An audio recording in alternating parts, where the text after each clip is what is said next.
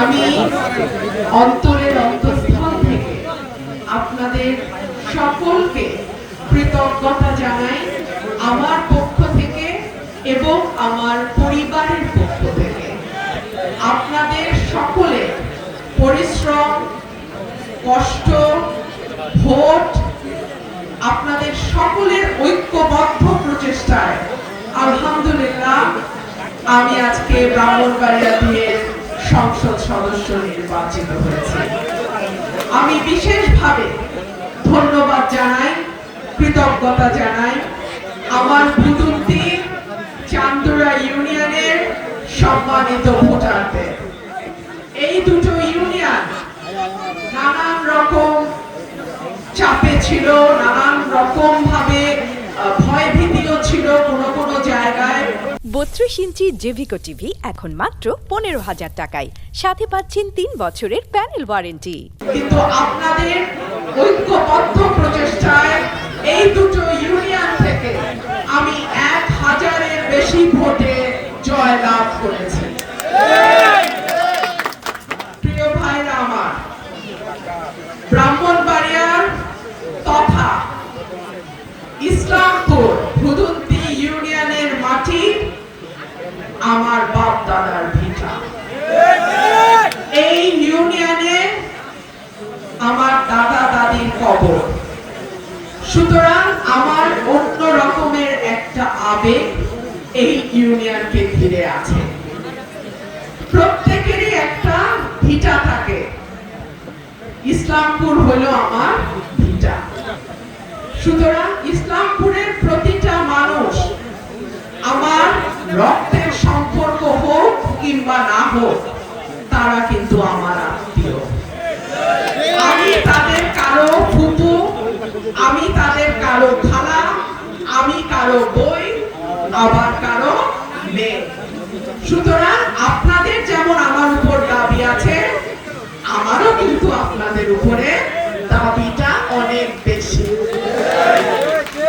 আমি আপনাদের জন্য শুরুতে একটা সুখবর দিয়ে শুরু করি। আমাদের ব্রাহ্মণবাড়িয়া 2 আসনের জন্য 100 কোটি টাকা বরাদ্দ দেয়া হয়েছে এবং সেই রাস্তা 1 নম্বর অগ্রাধিকারে আমি দিয়েছি ইসলামপুর থেকে সাজদাপুরের।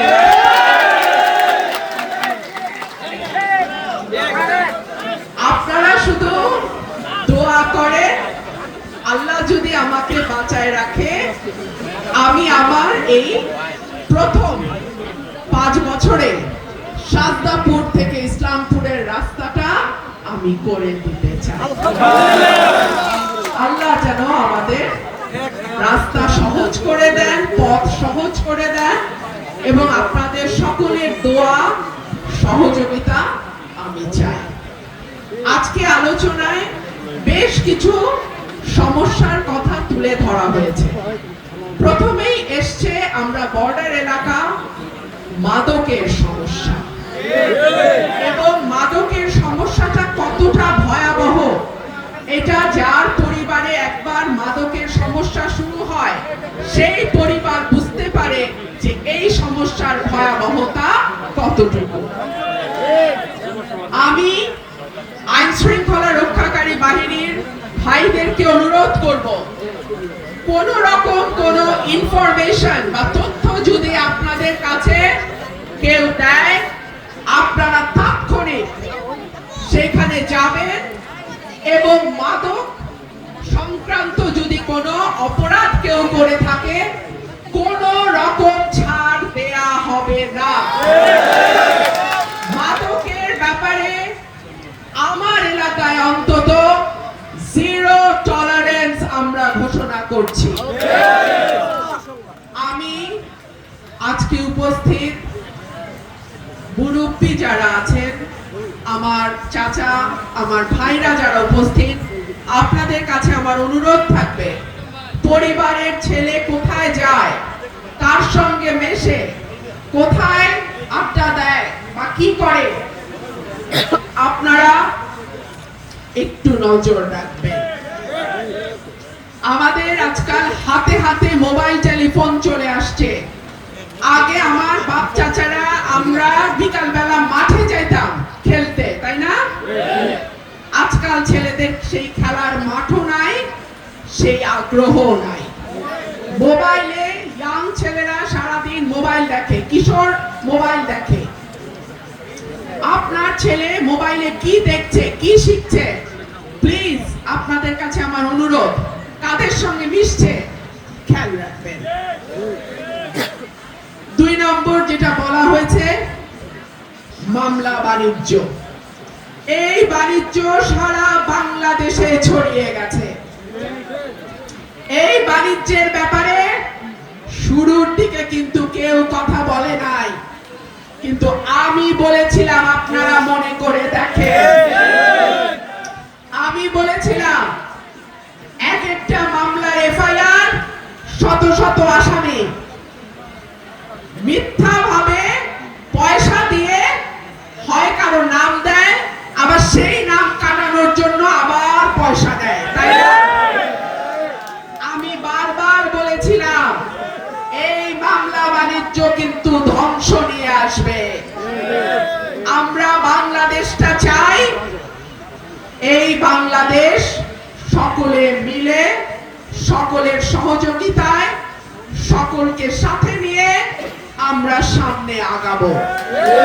প্রতিশোধের রাজনীতি অনেক হয়েছে বাংলাদেশে, আর প্রতিশোধের দরকার নাই। যারা অপরাধী, চিহ্নিত অপরাধী, যারা ফৌজদারি অপরাধ করেছে, নিশ্চয়ই তাদের বিরুদ্ধে মামলা হবে। কিন্তু যারা কোনো অপরাধ করে নাই, যারা কোনো ফৌজদারি অপরাধ করে নাই, কেবলমাত্র আপনার সঙ্গে তার জমির বিরোধ, ব্যবসার বিরোধ, কিংবা আপনি তার কাছ থেকে টাকা চাইছেন, টাকা পান নাই, তাই বলে তার নামটা মামলায় দিয়ে দেবেন, মিথ্যা মামলা যেটাকে আমরা বলি, এই মামলা বাণিজ্য আমি এই এলাকায় চলতে দিব না। আমি থানার ভাইদেরকে অনুরোধ করব, একটা মামলা যখন আসে দয়া করে যাচাই বাছাই করে মামলা নেবেন।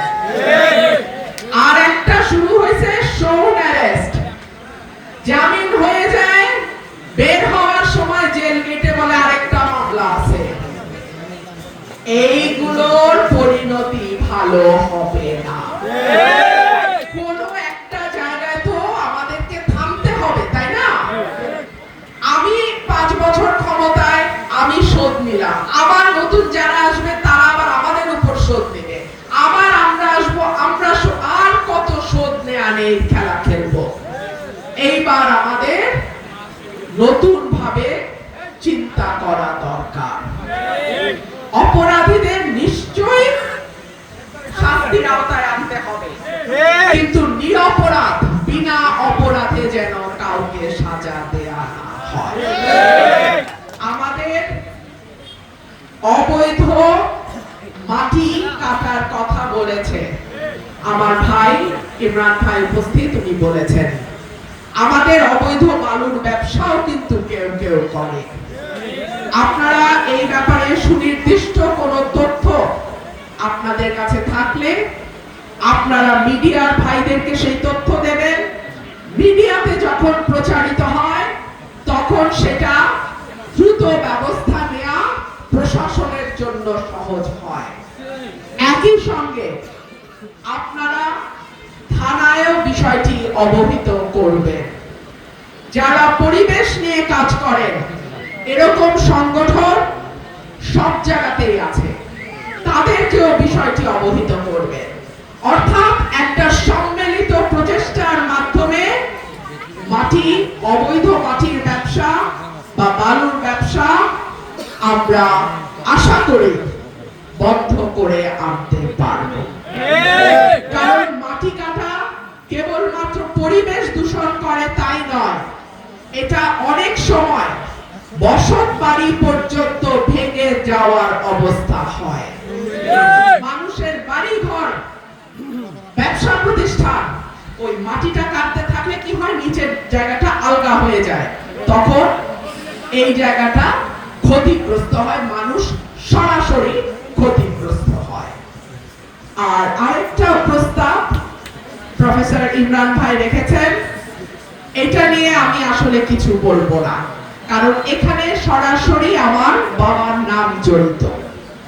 এটা আপনাদের উদ্যোগে, আপনারা যদি মনে করেন আপনাদের মাটির সন্তান, আপনাদের ঘরের ছেলে, আপনাদের ঘরের ছেলে বাংলাদেশে ভাষা আন্দোলন, তৎকালীন পাকিস্তানের ভাষা আন্দোলনের মূল নায়ক, সুতরাং তার জন্য, তার স্মৃতি রক্ষার্থে আপনারা কিছু করবেন, নিশ্চয় আমি আপনাদের সাথে থাকবো।